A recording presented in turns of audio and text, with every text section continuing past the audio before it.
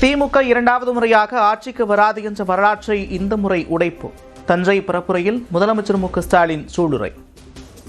திமுகவில் யாரும் தொடர்ந்து 2 முறை யாரும் முதலமைச்சர் ஆனது இல்லையா? போன முறை நீங்க சொன்னதை உடைச்சு நான் முதலமைச்சரான. பச்சை துண்டு போட்டுக்கொண்டு பச்சை துரோகம் செய்தவர் எடப்பாடி பழனிசாமி என்று முதலமைச்சர் மு க ஸ்டாலின் குற்றச்சாட்டு. வேளாண்மைக்கு தனி பட்ஜெட் போட்டது திமுக அரசு என்று தஞ்சையில் நடந்த பரப்புரையில் பெருமிதம். பச்சை துண்டை போட்டுக்கிட்டு பழனிசாமி விவசாயிகளுக்கு பண்ணதெல்லாம் பச்சை துரோகம் தான் பண்ணாரு.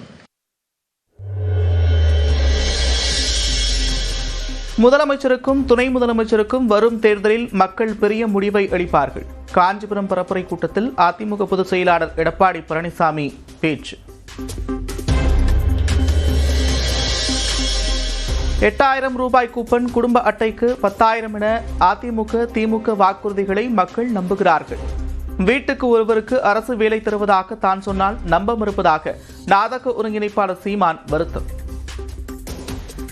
அவன் டோக்கனுக்கு 8000 தர்றாங்கிறத நம்புற, அவன் 10,000 தர்றாங்கிற நம்புற, ஃப்ரிட்ஜ் தர்றாங்கிறத நம்புற, தாலிக்கு ஒரு பவன் தங்கம் தர்றாங்கிறத நம்புற, 2000 தர்றாங்கிறத நம்புற, 2500 தர்றாங்கிற நம்புற. நான் தான் அரசாங்க வேலை தாரேன், படித்தவன் படிக்காதவன் அனைவருக்கும் அரசு வேலை தாரேங்கிறேன். எப்படி தாரேன்னு சொல்றேன், அப்புறம் நீ நம்ப மாட்ட.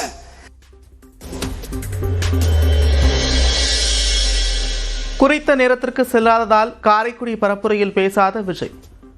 2:30 மணி வரை மட்டுமே காவல்துறை அனுமதி அளித்திருந்த நிலையில் கால தாமதமாக வந்த விஜய்.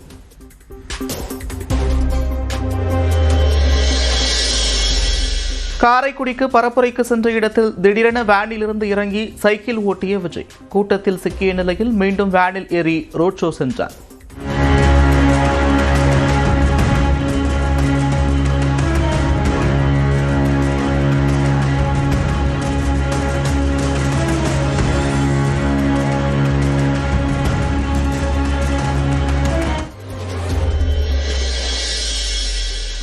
மதுரையிலிருந்து காரைக்குடிக்கு விஜய் பரப்புரைக்காக சென்றபோது இருசக்கர வாகனத்தில் பின்தொடர்ந்த தொண்டர்கள் சிலர் விபத்தில் சிக்கியதால் பரபரப்பு.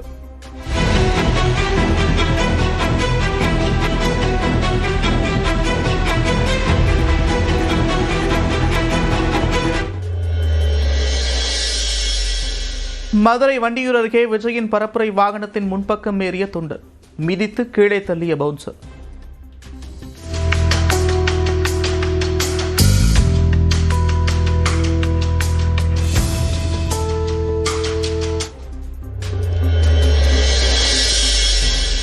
திருச்சி விமான நிலையத்தில் செய்தியாளர்களை கீழே தள்ளிய தாவேக தலைவர் விஜயின் தனி பாதுகாவலர்கள். உளவு பிரிவு அதிகாரிகளிடமும் அடையாள அட்டை கேட்டு மிரட்டல்.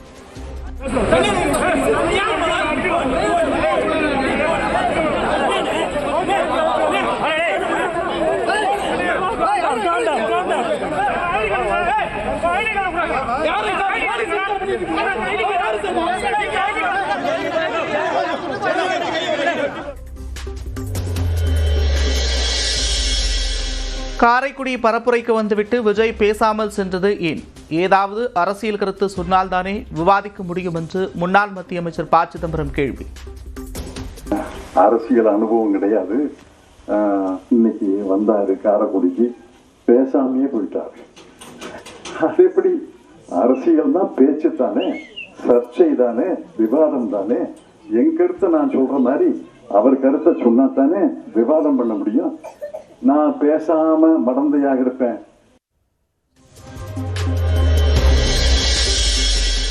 அரசியலுக்கு விஜய் சரிபட்டு வரமாட்டார். கோவையில் நடைபெற்ற நியூஸ் 18 டவுன்ஹால் நிகழ்ச்சியில் மத்திய அமைச்சர் பியூஷ் கோயல் பேச்சு. Certainly go and watch Mr. Vijay if he comes to Coimbatore, if you like him as a star.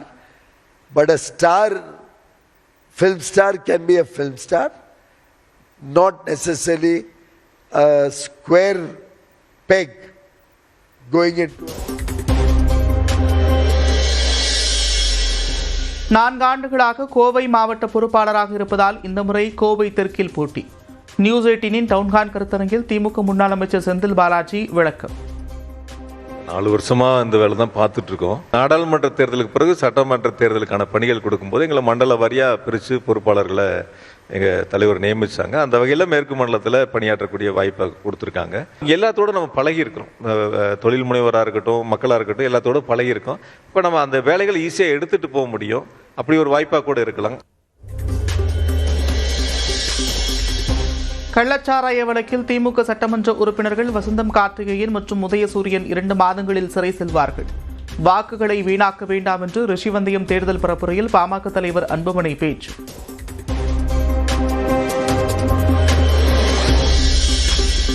போடி தொகுதியில் அதிக வாக்குகள் பெற்று தரும் திமுக ஒன்றிய செயலாளர்களுக்கு 5 சவரன் தங்கப்பதக்கம். பூத்களுக்கு 1 லட்சம் ரூபாய் பரிசுத் தொகை வழங்கப்படும் என்று ஓ பன்னீர்செல்வம் உறுதி.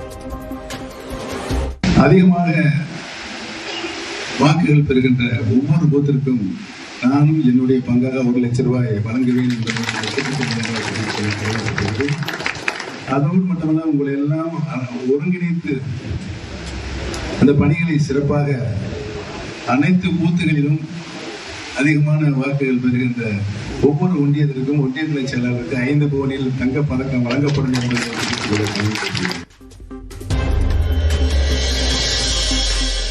கீழ்வேளூரில் கரும்பு ஜூஸ் தயாரித்து வாக்கு சேகரித்த தாவேக வேட்பாளர். தாம்பரத்தில் கிரிக்கெட் விளையாடி இளைஞர்களிடம் வாக்கு சேகரித்த திமுக வேட்பாளர் கிருத்திகா. கள்ளக்குறிச்சியில் டீ போட்டு கொடுத்து வாக்கு சேகரித்த அதிமுக வேட்பாளர் ராஜீவ்காந்தி.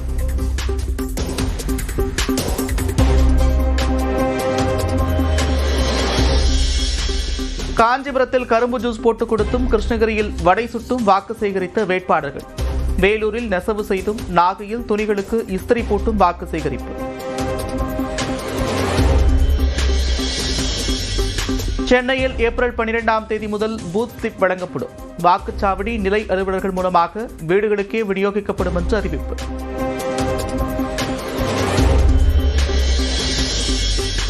மாம்பழம் சின்னத்தை முடக்க கோரி பாமக நிறுவனர் ராமதாஸ் தொடர்ந்த வழக்கை தள்ளுபடி செய்தது சென்னை உயர்நீதிமன்றம்.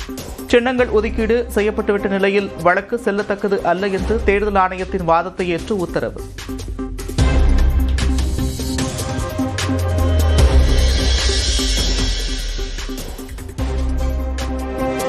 தமிழ்நாடு மாநில மகளிர் அணி தலைவி பொறுப்பிலிருந்து ஹசனா சையத் நீக்கம்.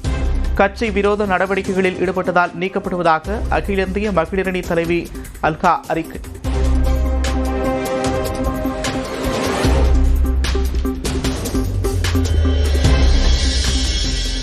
மாநில மகளிர் அணி தலைவி பதவி பறிக்கப்பட்ட நிலையில் அடிப்படை உறுப்பினர் பதவியும் ராஜினாமா செய்தார் ஹசனா சையத். கட்சியில் 33% இடஒதுக்கீடு பெயரளவில் மட்டுமே இருப்பதாக ராகுல் காந்திக்கு கடிதம். இந்த கட்சிக்காக இவ்வளவு டெடிகேட்டடா உழைக்கிற எங்களுக்கு துரோகம் நடக்கும் போது எங்களுடைய தேசிய தலைவரும் மாநில தலைவரும் சேர்ந்து துரோகம் பண்ணும்போது ராகுல் காந்திஜியே அதை தட்டி கேட்க மாட்டேங்கிறாரு. அதனால நீங்க எங்களை கட்சியை விட்டு நீக்கினா எங்களுக்கு பரவாயில்ல. நீங்க எங்களை கட்சியை விட்டு நீக்கிற அளவுக்கு நாங்க இங்க கிடையாது. நாங்களே ரெசிக்னேஷன் கொடுத்துட்டு தான் வந்திருக்கோம். குஜராத்தின் ஜாம்நகரில் உலகின் முதல் ஒருங்கிணைந்த வனவிலங்கு பாதுகாப்பு மற்றும் கால்நடை மருத்துவ பல்கலைக்கழகம் தொடங்கியது. ரிலையன்ஸ் இண்டஸ்ட்ரீஸ் நிறுவனத்தின் செயல் இயக்குநர் அனந்த் அம்பானியின் பிறந்தநாளை முன்னிட்டு தொடக்கம்.